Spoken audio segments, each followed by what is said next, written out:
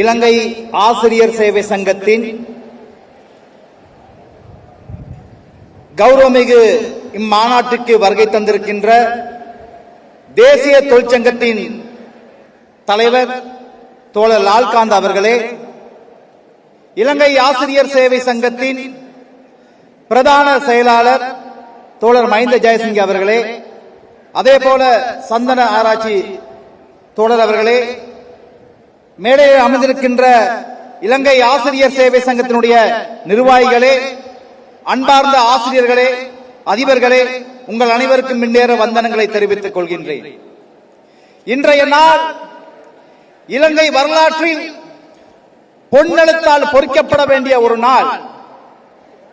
வடக்கிலே யாழ்ப்பாணத்தில் இருந்தும், முல்லைத்தீவில் இருந்தும், கிளிநொச்சியில் இருந்தும், சகல மாவட்டங்களில் இருந்தும், அதேபோல் கிழக்கிலே மட்டக்களப்பு, திருகோணமலை, அம்பாறை போன்ற பிரதேசங்களும், காலி, அம்பாந்தோட்டை, நாடு முழுவதும் இருந்து பல்லாயிரக்கணக்கான ஆசிரியர்கள் நாட்டினுடைய மாற்றத்திற்காக அணிதிரண்ட மாநாடாக இந்த மாநாடு திகழ்கிறது. அன்பார்ந்த ஆசிரியர் தோழர்களே, தோழியர்களே,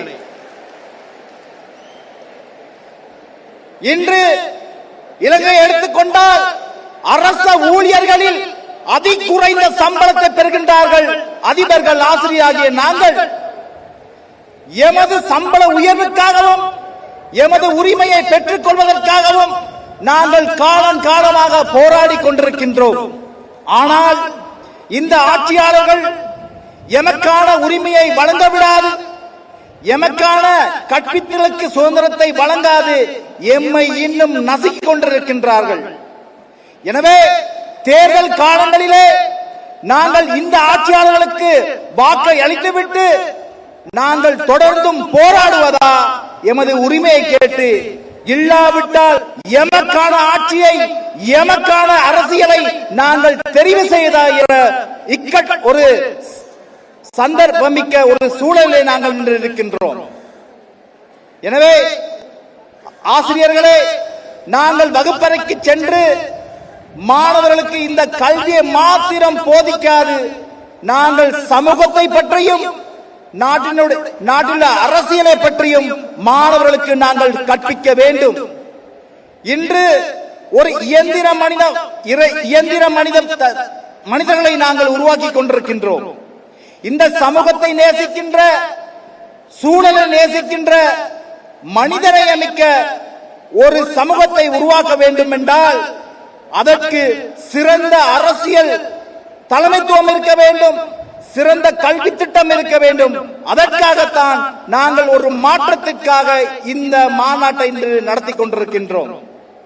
அன்பார்ந்த தோழர்களே, தோழியர்களே, இன்று இந்த மாநாட்டிற்காக பாடசாலைகள் தோறும் நாங்கள் பிரச்சாரத்துக்கு செல்லுகின்ற பொழுது ஆசிரியர்கள் கூறுகின்றார்கள், இன்று மாற்றத்தை நாங்கள் ஆரம்பித்து விட்டோம்.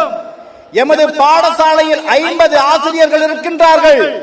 அதில் 48 பேர் இம்முறை திசை காட்டிக்கு வாக்களிப்பார்கள் என்று கூறிக்கொண்டிருக்கின்றார்கள். நான் கேட்டேன், மிகுதி 2 பேர், அந்த இருவரும் அமைதியாக இருக்கின்றார்கள்.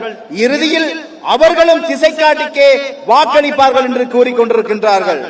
எனவே இன்று நாடு முழுவதும் சகல பிரதேசங்களும் அரச ஊழியர்களிலிருந்து கிராமப்புறங்கள் மக்கள் வரை இன்று மாற்றத்தை விரும்புகின்றார்கள். அந்த மாற்றம் இன்று இந்த நாட்டிலே தேசிய மக்கள் சக்தியுடன் கூடிய ஒரு மாற்றமாக நிகழப்போகின்றது. அன்பார்ந்த தோழர்களே, எதிர்வரும் செப்டம்பர் 21ஆம் தேதி எமது நாட்டிலே ஜனாதிபதி தேர்தல் ஒன்று நடைபெற இருக்கின்றது.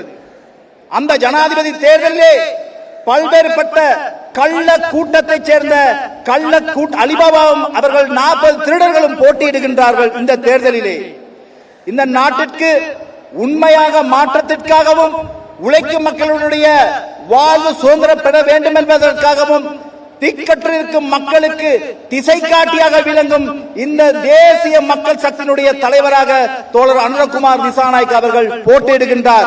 எனவே நிச்சயமாக எதிர்வரும் செப்டம்பர் 22ஆம் தேதி தேர்தல் நடைபெற்ற அடுத்த நாள் இந்த நாட்டிலே புதிய ஜனாதிபதியாக தோழர் அனுரகுமார திசாநாயக்க அவர்கள் பதவி பிரமாணம் செய்வது என்பதை நான் மிக உறுதியாக கூறிக்கொள்ள விரும்புகிறேன். அன்பார்ந்த தோழர்களே, எனவே மாற்றத்தை உருவாக்குவோம், மாறுவதற்கு நாங்கள் தயாராக இருப்போம்.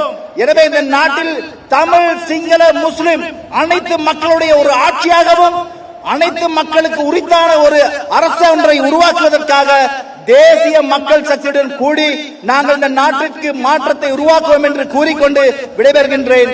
நன்றி, வணக்கம்.